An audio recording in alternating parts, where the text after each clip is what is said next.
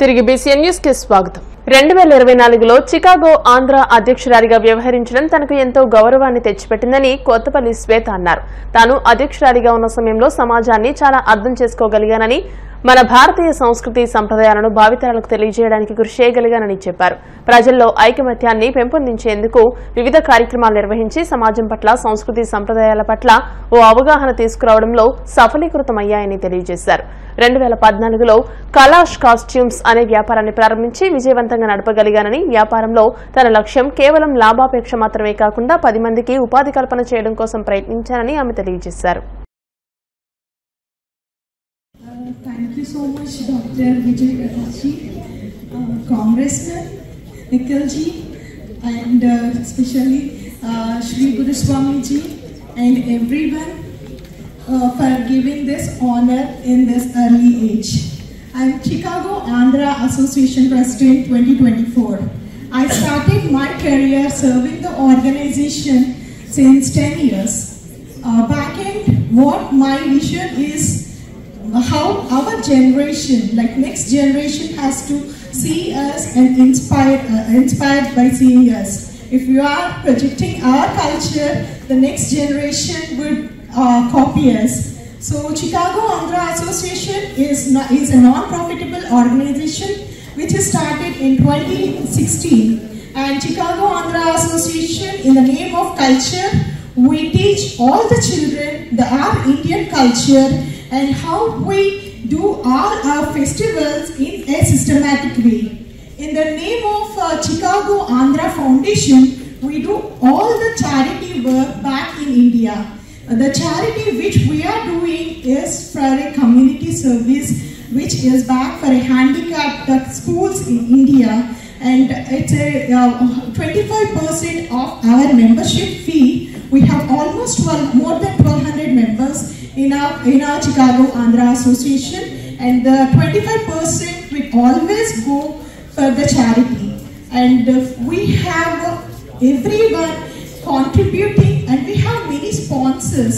That's how our organization runs, and we did all the successful events throughout the year. Thank you so much for choosing me, Dr. Prakash ji, Dr. Prabhakar ji.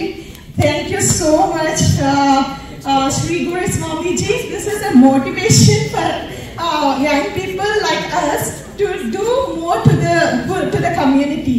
Thank you so much to each and everyone. It's an honor and blessed to take this award from the congressman and everyone. Thank you so much. వేసవి కాలంలో ఉష్ణతాపానికి గురికాకుండా ఉండేలా Visakha police అధికారులు వినూత్న ఆలోచనను ఆచరణలో పెట్టారు. Traffic సిబ్బందికి ఎండ వేడి నుండి ఉపశమనం పొందేలాగా వారికి కూల్ జాకెట్లను అందజేశారు. ఇటీవల కాలంలో ఢిల్లీలో జరిగిన ట్రాఫిక్ ఎక్స్పో ద్వారా ఈ జాకెట్ల పనితీరును తెలుసుకున్న సిపి శంకబ్రత బాగ్చి వీటిని గురుగ్రామ్ నుండి తెప్పించి ట్రాఫిక్ పోలీస్ సిబ్బందికి అందజేశారు. మండుటెండల్లో పనిచేసే ట్రాఫిక్ సిబ్బందికి చల్లదనం అందించేలా ఈ కూల్ జాకెట్లు సహకరిస్తాయని, రేడియం స్టిక్కరింగ్ ఉండడంతో రాత్రిపూట కూడా ధరించి విధులు నిర్వహించవచ్చని ఈ సందర్భంగా సిపి తెలిపారు. కూల్ జాకెట్ అని ఒక ఐటెం మా ట్రాఫిక్ సిబ్బందికి డిస్ట్రిబ్యూట్ చేయబోతున్నాం. నాకు తెలిసి ఇది మన రాష్ట్రంలో ఫస్ట్ టైం, అంతేనా? ఎక్కడ లేదు. ఎందుకంటే మన అందరికీ తెలుసు, వైజాగ్ లో వేసవి కాలం చాలా టెంపరేచర్ ఎక్కువ, సల్టీగా ఉంటుంది, అంటే రిలేటివ్ హ్యూమిడిటీ ఎక్కువ, దానివల్ల చెమట వచ్చేస్తుంది. ఈ ఎండలో పనిచేయడం ట్రాఫిక్ సిబ్బంది అంటే రోడ్ మీద ఉండాలి. Heat cramps, heat exhaustion, heat stroke అన్నీ జరగడానికి అవకాశం ఉంది. అందుకే ఈ పర్టికులర్ కూల్ జాకెట్ తెప్పించడం జరిగింది. 5 లక్షల ఖర్చు పెట్టి డోనట్స్ ఇవి డొనేట్ చేశారండి. దానివల్ల టెంపరేచర్ 8 డిగ్రీ వరకు తగ్గిపోతుంది. సమ్మర్ సీజన్లో అది చాలా ఉపయోగం పడుతుంది. అది కాకుండా రేడియం స్టిక్కర్స్ ఉన్నాయి కాబట్టి రాత్రిపూట కూడా మనకు క్లియర్గా కనిపిస్తుంది. అండ్ ఈవెన్ వింటర్ సీజన్లో కూడా అవసరం ఉంటే వాడొచ్చు, అది కూలింగ్ ఎఫెక్ట్ లేకుండా.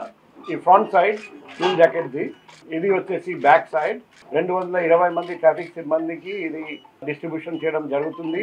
రాబోయే రోజుల్లో ఇంకా కొన్ని పరికరాలు కూడా మేము తెప్పిస్తున్నాం. అది కూడా ప్రెస్ మీట్ పెట్టి అందరికీ డిస్ట్రిబ్యూట్ చేస్తాం అనుకుంటా మే ఫస్ట్ వీక్లో. లోగో చూస్తే ఒకవైపు వైజాగ్ సిటీ పోలీస్ లోగో ఉంది, మరోవైపు ఏపీ పోలీస్ లోగో ఉంది.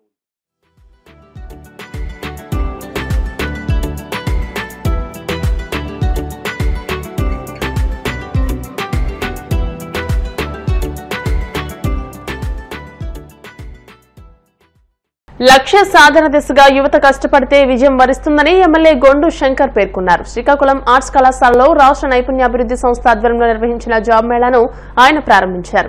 ఈ సందర్భంగా ఎమ్మెల్యే మాట్లాడుతూ యువతకు ఉపాధి అవకాశాలు కల్పించేందుకు ముఖ్యమంత్రి చంద్రబాబు నిరంతరం కృషి చేస్తున్నారని అన్నారు. 20 కంపెనీల ప్రతినిధులు పాల్గొన్న ఈ జాబ్ మేళాలో 3,264 మంది అభ్యర్థులు హాజరు కాగా 762 మంది వివిధ కంపెనీలకు ఎంపికయ్యారని తెలియజేశారు. ఏదైతే గతంలో ఎన్డీఏ ప్రభుత్వం ఎలక్షన్స్ ముందు హామీ ఇచ్చాం 20 లక్షల జాబులు ఇస్తామనే సందర్భంలో గౌరవ ముఖ్యమంత్రి వర్యులు ఆదేశాల మేరకు ఈ స్కిల్స్ శాఖ మంత్రి లోకేష్ అన్న గారి ఆదేశాల మేరకు ఈరోజు శ్రీకాకుళం నియోజకవర్గంలో శ్రీకాకుళం పట్టణంలో గౌరవ కేంద్ర మంత్రి వర్యులు పౌర విమానయాన శాఖ మంత్రులు చంద్రబాబు రామన్న గారు అలాగే ఎమ్మెల్యేగా నేను మా ఇద్దరు సమక్షంలో ఇక్కడ పెద్ద ఎత్తున జాబ్ మేళా ఏర్పాటు చేశాం. దీనికి 20 కంపెనీలు వచ్చాయి. ఈ 20 కంపెనీల నుండి 1022 జాబులు కావాలని వచ్చారు.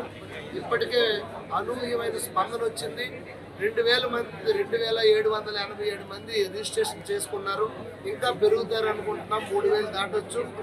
అందరికి కూడా ఇక్కడ ఇంటర్వ్యూస్ కండక్ట్ చేసి ఈవినింగ్ కల్లా అందరికీ మళ్ళీ ఆఫర్ లెటర్స్ కూడా ఇవ్వడం జరుగుతుందని అందరూ చెప్పడం జరిగింది. సో ఆఫర్ లెటర్లు కూడా ఇస్తాం తప్పకుండా. అదేవిధంగా నిన్న ముఖ్యమంత్రి వారు స్కిల్ సెంటర్ ఓపెన్ చేస్తామని శ్రీకాకుళం చెప్పారు.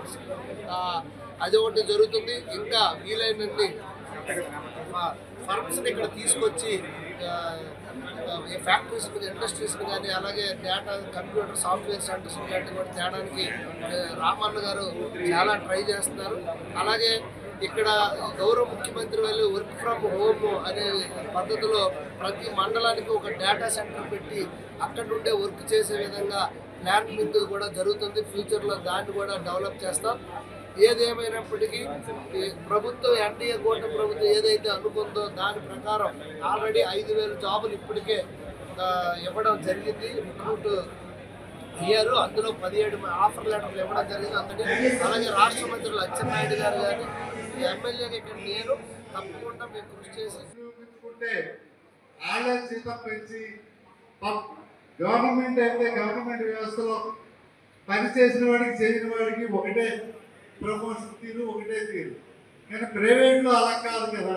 ప్రైవేట్లో వాడి ప్రతిభ ఎక్కువగా ఉండి కష్టపడి పనిచేసిన వాడు అంటే అంతకన్నా సీనియర్స్ ఎంతనున్నా వాళ్ళందరికన్నా ముందుగా ప్రమోషన్ ఇచ్చి మంచి ఎఫర్ట్స్ ఇవ్వడానికి చూస్తారు.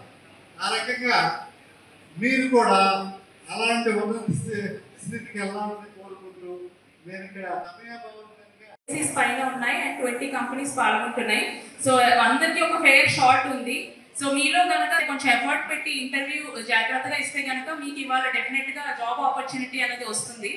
సో మనకి ఈ గవర్నమెంట్ హయాంలో ఆపర్చునిటీస్ అన్నవి చాలా ఉన్నాయండి. మనకి ఎక్కడ జాబ్స్ లేవు అన్న క్వశ్చన్ లేదు. సో ఈ జాబ్ మేళే కాదు, నెక్స్ట్ కూడా మేము ఇంకా జాబ్ మేళాస్ అనేవి కండక్ట్ చేస్తాము. సో అందరికీ ఇన్ఫర్మేషన్ వస్తుంది. సో మీకు తెలిసిన వాళ్ళు ఉంటే కనుక వాళ్ళు కూడా రిఫర్ చేయండి. ఇదే కాకుండా మీరు మా స్కిల్ డెవలప్మెంట్ ఆఫీస్ కానీ ఎంప్లాయ్మెంట్ ఆఫీస్ కానీ మీరు వస్తే మీకు కెరీర్ గైడెన్స్ కూడా ఇవ్వడం జరుగుతుంది అండ్ ఇండివిజువల్ ప్లేస్మెంట్ అసిస్టెన్స్ కూడా ఇస్తాము. సో ఈ ఇన్ఫర్మేషన్ అనేది మీకు తెలిసిన అన్ఎంప్లాయిడ్ యూత్కి ఫార్వర్డ్ చేయాల్సిందిగా మేము కోరుతున్నాము. ఆపర్చునిటీ డెఫినెట్గా తీసుకోండి. శాలరీ అన్నది ఇమ్మెటీరియల్. మీకు ఎక్స్పీరియన్స్ వస్తే కనుక అది మోర్ దాన్ యువర్ అకాడమిక్స్ అవుతుంది ఫ్యూచర్లో. సో డెఫినెట్గా మీరు ఎంట్రీ లెవెల్లో ఉంటే కనుక మీరు డెఫినెట్గా జాయిన్ అవ్వండి. లేదా మీకు ఎక్స్పీరియన్స్ ఉంటే కనుక హెచ్ఆర్తో హైయర్ శాలరీస్కి నెగోషియేట్ చేసుకోండి. ఐపీఎల్లో రాజస్థాన్ రాయల్స్ 14 ఏళ్ల బ్యాట్స్మెన్ వైభవ్ సూర్యవంశీ చరిత్ర సృష్టించాడు. గుజరాత్ టైటన్స్ తో జరిగిన మ్యాచ్ లో కేవలం 38 బంతుల్లోనే 101 పరుగులు చేశాడు. సూర్యవంశీ కేవలం 35 బంతుల్లోనే సెంచరీ సాధించడం ద్వారా క్రికెట్ చరిత్రలో అత్యంత అద్భుతమైన ఇన్నింగ్స్ ఆడాడు. కేవలం 14 సంవత్సరాల వయసులో ఐపీఎల్ 2025లో ఇంతటి ఘనత సాధించాడంటే నమ్మడం చాలా కష్టంగా ఉంటుంది. తన ఇన్నింగ్స్ 11 సిక్సర్లు కొట్టిన సూర్యవంశీ అనేక భారీ రికార్డులను బద్దలు కొట్టాడు. Catch it, Katie! It's coming up here! Holy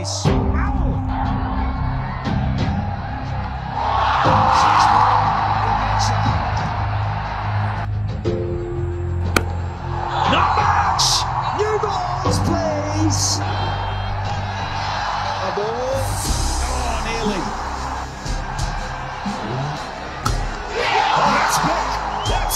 huge.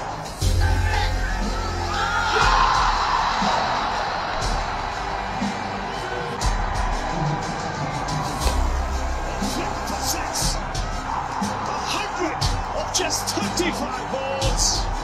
It's the 14-year-old boy.